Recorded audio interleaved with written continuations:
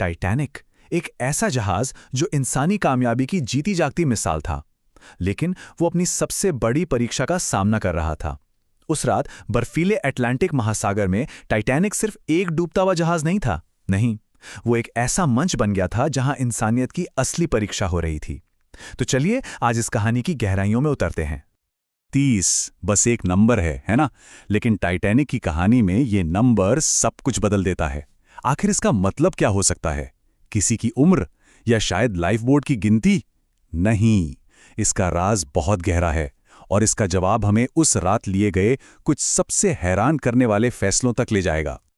तो फिर इंतजार कैसा? चलिए इस पहेली को सुलझाते हैं।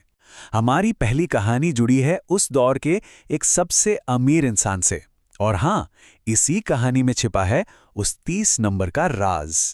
सोचिए उस जहाज पर कौन था? John Jacob Astor the fourth.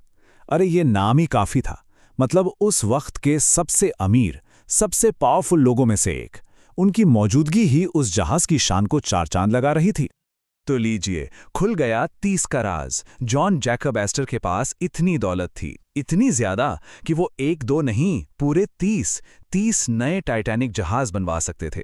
जरा सोचिए, अब सवाल ये उठता है कि जब सब कुछ दांव पर लगा तो इतने अमीर आदमी ने क्या चुना होगा? और यही कहानी पूरी तरह पलट जाती है। जब जिंदगी और मौत सामने खड़ी थी तो उन्होंने अपनी दौलत या अपने रुतबे का इस्तेमाल नहीं किया अपनी जान बचाने के लिए, नहीं, बल्कि उन्होंने वो किया जो शायद कोई सोच भी नहीं सकता। उन्होंने अपनी जगह, अपनी लाइफ बोट की सीट दो सहमे हुए बच्चों को दे दी। ये एक ऐसा फैसला था जो उनकी सारी दौलत से कहीं कहीं ज्यादा बड़ा था। पर रुकिए, एस्टर अकेले ऐसे हीरो नहीं थे उस रात। एक और कहानी है, एक ऐसे कपल की जिन्होंने दिखाया कि प्यार और उसूलों के सामने मौत भी छोटी पड़ जाती है। चलिए उनकी कहानी जानते हैं। उस जहाज पर एक और बड़ा नाम था, इसिडोर स्ट्रॉस। आज जो मेसीज डिपार्टमेंट स्टोर है ना, उसके मालिक। वो अपनी पत्नी ईडा के साथ थे। और हां, ये भी उस जमाने के सुपर रिच और पावरफुल लोगों में गिने जाते थे। तो जब लाइफ बोट में जाने की बारी आई और उन्हें जगह ऑफर की गई तो उनका जवाब सुनिए। उन्होंने साफ कह दिया, मैं कभी भी दूसरे मर्दों से पहले लाइफ बोट में नहीं बैठूंगा। ये सिर्फ शब्द नहीं थे, ये उनके उसूल थे, उनका कैरेक्टर था जो बोल रहा था। अब जब इसिडोर ने मना कर दिया तो सबकी निगाहें उनकी पत्नी एडा पर टिक गईं। उन्हें तो मौका मिला था लाइफ बोट में जाने का, पर उन्होंने जो फैसला किया उसने तो वहां खड़े हर इंसान को सन्न कर दिया। एडा ने भी लाइफ बोट में जाने से मना कर दिया। उन्होंने अपने पति का साथ चुना, कहा हम पूरी जिंदगी साथ रहे हैं, अब भी साथ ही रहेंगे। लेकिन बात यहीं खत्म नहीं हुई। उन्होंने अपनी जगह अपनी नई मेड एलन बर्ड को दे दी। ये प्यार, वफादारी और इंसानियत की एक ऐसी मिसाल थी जो आज भी याद की जाती है। तो ये जो कहानियां हैं ना, ये सिर्फ बहादुरी के किस्से नहीं हैं। ये हमें एक बहुत बड़ी और गहरी बात बताती हैं कि जिंदगी में कुछ चीजें, कुछ उसूल पैसे और दौलत से कहीं ऊपर होते हैं।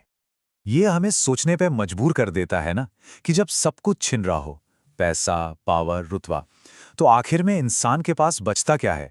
उसका असली कैरेक्टर क्या है? एक बार फिर सोचिए, एस्टर ने बच्चों के लिए अपनी जान दांव पर लगा दी। इसिडोर ने दूसरे आदमियों से पहले जाने से मना कर दिया और इडा ने पति का साथ चुना और अपनी मेड की जान बचाई। इन सब ने एक ही बात साबित की कि उनके लिए उनके सिद्धांत उनकी जान से भी ज्यादा कीमती थे। और सच कहूं तो यही चीज इस कहानी को अमर बना देती है। उनके ये फैसले सिर्फ उनकी महानता नहीं दिखाते, बल्कि ये दिखाते हैं कि इंसानियत अपने सबसे अच्छे रूप में कैसी दिखती है। यह हमें याद दिलाता है कि सबसे अंधेरे पलों में भी इंसानियत की रोशनी चमक सकती है।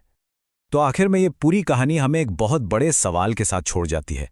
क्या किसी के सिद्धांत उसकी अपनी कीमत से, उसकी अपनी जान से ज्यादा हो सकते हैं?